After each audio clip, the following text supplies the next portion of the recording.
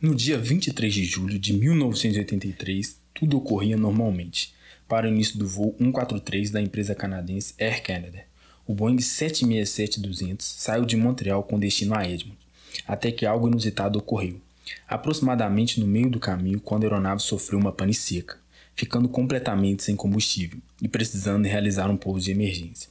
No dia 22 de julho, o Boeing 767-200 realizou um voo entre Toronto e Edmonton, onde realizou uma verificação de rotina. Já no dia seguinte, foi para Montreal, onde após uma troca de tripulação em que assumiram o Robert Pearson e o primeiro oficial Maurice Quintal, iniciaram o voo em direção a Edmonton. Quando sobrevoavam a Red Lake em Ontário, com uma altura de 41 mil pés, aproximadamente 2.500 metros de altura, o sistema de alerta do cockpit disparou, alegando perda de pressão do combustível no tanque esquerdo. Imaginando se tratar apenas de uma falha na bomba de combustível, os pilotos apenas a desligaram, já que o combustível permanecia fluindo normalmente para os motores, graças à gravidade. De acordo com o computador de bordo, a quantidade de combustível ainda era suficiente para realizar a viagem com segurança. Algum tempo depois, outro alarme volta a soar, também com relação à pressão do combustível, fazendo com que os pilotos optassem por desviar o voo para o aeroporto de Winnipeg. Alguns segundos depois, o motor esquerdo apagou e os pilotos começaram o procedimento para realizar o pouso com apenas um motor. Durante o procedimento de comunicação com a torre de controle, avisando a mudança no plano de voo com relação ao local do pouso, o sistema de alerta soou mais uma vez, dessa vez com um som que os tripulantes ainda não haviam escutado. Instantes depois, praticamente todos os instrumentos do cockpit apagaram e logo depois disso o motor direito também parou de funcionar. Quando a aeronave já estava com cerca de 29 mil pés, cerca de 7.900 metros de altura, já começaram a procurar nos manuais algum capítulo que desse instrução de como realizar o procedimento de pouso sem os dois motores. No entanto, não encontraram nada.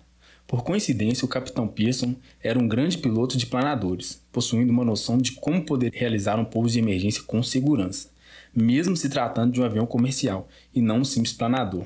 Pearson sabia que para chegar até o seu destino precisaria pilotar o avião na velocidade conhecida como velocidade ideal da taxa de descida, sem saber ao certo qual seria esse valor, e manteve a aeronave com uma velocidade de 200 nós, cerca de 407 km por hora.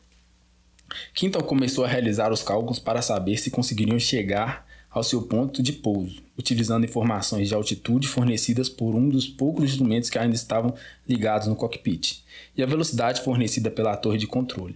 De acordo com os cálculos, a aeronave perdia 1,5 km de altitude a cada 18 km, o que resulta em uma taxa de descida aproximadamente 12 por 1.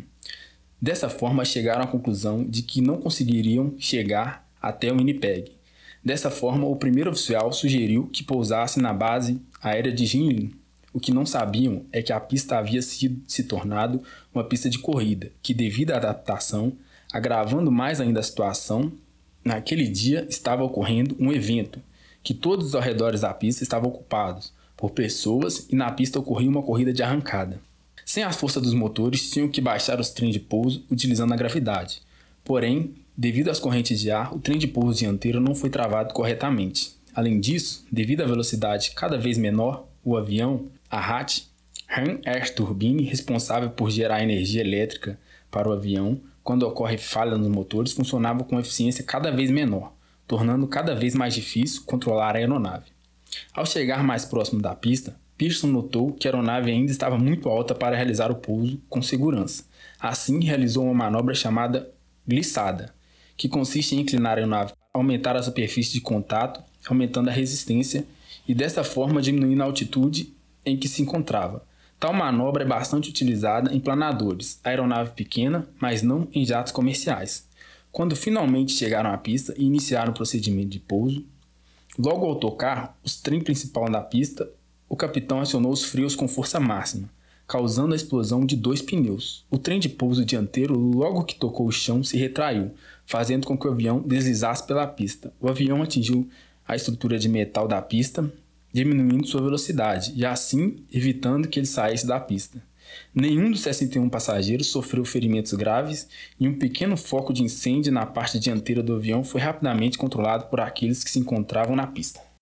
o começo da investigação por parte da Air Canada e da Transportation Safety Board of Canada, órgão regulamentador canadense. De acordo com as pesquisas da companhia aérea, houve tanto falha mecânica quanto falha humana. Já de acordo com a agência regulamentadora, houveram falhas administrativas por parte da Air Canada. No relatório também consta que a companhia negou-se a designar clara e especificamente a responsabilidade pelo cálculo da quantidade de combustível.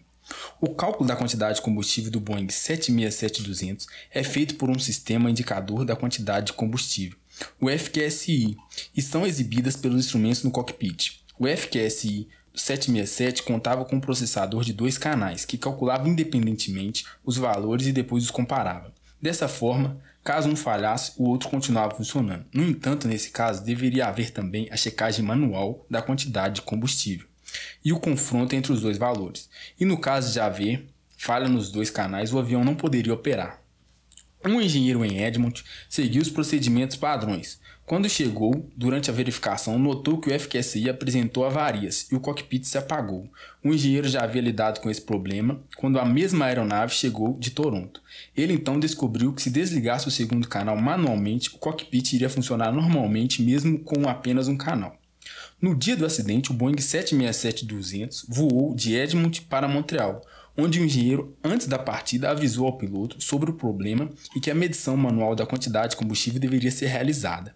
Entretanto, devido a um mau entendimento, o piloto achou que a aeronave já havia decolado de Toronto na tarde anterior com tal problema. O voo ocorreu normalmente, com o FQSI operando com apenas um canal. Ao chegar em Montreal, na troca de tripulação, o piloto que saía avisou a Pearson e a Quintal sobre o IFQS, porém passou a informação equivocada de que o avião voou no dia anterior com o problema. Porém, o capitão Pearson entendeu que o IFQS se encontrava completamente inoperante.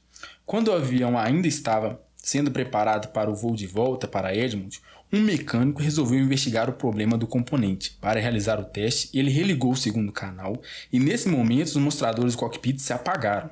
Nessa hora o mecânico foi chamado para ir realizar a checagem manual da quantidade de combustível. Porém, distraído, esqueceu de desligar o segundo canal. Dessa forma, o IFQS tornou-se completamente inoperante e os mostradores do cockpit se apagaram novamente. No registro de manutenção foi dada a entrada que indica que os mostradores de combustível estavam desligados e o segundo canal foi desligado. Porém, não é possível saber ao certo se esse procedimento corrigiu ou não o problema. Quando entrou no cockpit, Pearson se deparou com tudo que esperava encontrar, mostradores apagados e um circuito aberto. Ao consultar a lista de equipamentos mínimos da aeronave, constatou que a aeronave não poderia decolar naquela situação. No entretanto, por se tratar de um novo modelo que havia realizado seu primeiro voo no final de 1991, foi apenas a 47ª aeronave a sair da linha de montagem e foi entregue à Air Canada apenas 4 meses antes. Na época já havia sido feitas 55 alterações na lista, sendo que algumas páginas ainda estavam em branco, aguardando os novos procedimentos serem criados. Como havia uma baixa confiabilidade na lista, os mecânicos liberavam as aeronaves para o voo.